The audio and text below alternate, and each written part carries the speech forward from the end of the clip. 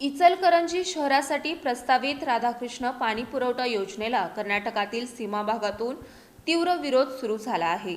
चिकोडी तालुक्यातील कल्लोळ इथं कित्तूर कर्नाटक सेना चिकोडी शैक्षणिक जिल्हा घटक आणि स्वाभिमानी कन्नडिका एकलते यांच्या वतीनं आंदोलन करत कर्नाटकचे मुख्यमंत्री डी.के. शिवकुमार आणि बेळगावच्या जिल्हाधिकाऱ्यांना याबाबतचं निवेदन सादर करण्यात आलंय।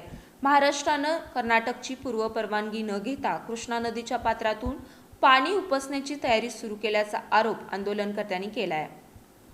इचलकरंजी शहरासाठी प्रस्तावित राधाकृष्ण पाणीपुरवठा योजनेला कर्नाटकातील सीमा भागातून तीव्र विरोध सुरू आहे। निवेदनात असं म्हटलं आहे की चिकोडी तालुक्यातील कल्लोळ गावाजवळील कृष्णा नदीच्या बॅरेज परिसरातून इचलकरंजीसाठी पाणी उचलण्यात आल्यास सीमा भागातील शेतकरी, भूजल पातळी, पिण्याच्या पाण्याचा पुरवठा आणि पर्यावरणावर गंभीर परिणाम होऊ शकतो। त्यामुळे हा प्रकल्प तातडीनं रोखावा अशी मागणी करण्यात आली आहे। आंदोलनकर्त्यांनी कर्नाटक सरकारच्या महालक्ष्मी उपसा सिंचन योजनेचाही उल्लेख केलाय। चिकोडी आणि निप्पाणी तालुक्यातील शेतकऱ्यांसाठी सुमारे 400 कोटींहून अधिक खर्चाची ही योजना अंतिम टप्प्यात असून महाराष्ट्रानं त्याच जलस्रोतातून पाणी उपसल्यास सिंचनासाठी उपलब्ध पाण्यावर परिणाम होण्याची भीती व्यक्त करण्यात आली आहे।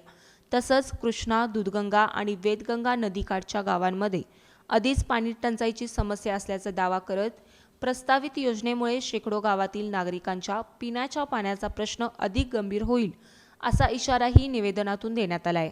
कर्नाटक सरकारनं या प्रकरणात तातडीनं कायदेशीर हस्तक्षेप करून महाराष्ट्राच्या या प्रकल्पाला प्रतिबंध घालावा आणि सीमा भागातील शेतकऱ्यांच्या जलहक्कांचं संरक्षण करावं अशी ठाम मागणी करण्यात आली। यावेळी कित्तूर कर्नाटक सेनेचे अध्यक्ष महादेव तलवार, चरमूर्ती मठाचे परमपूज्य श्री संपादना महास्वामीजी, प्राध्यापक एस.वाय. हंगे, महालप्पा कोहळी, नागेश माळी, देवेंद्र तलवार, श्रवणकुमार गुडे, सुरेश डुकडे, मुस्ताक मुल्ला, रेणुका काडापुरे, एस.एस. नादाफ, विशाल कुडची, उत्तम मातीवड्डर, अरुणा कमते, संजू शाहीर, राजेंद्र पाटील आदी उपस्थित होते। या निवेदनाची प्रत चिकोडीचे उपविभागीय अधिकारी आणि तहसीलदार यांनाही कारवाईसाठी देण्यात आली आहे।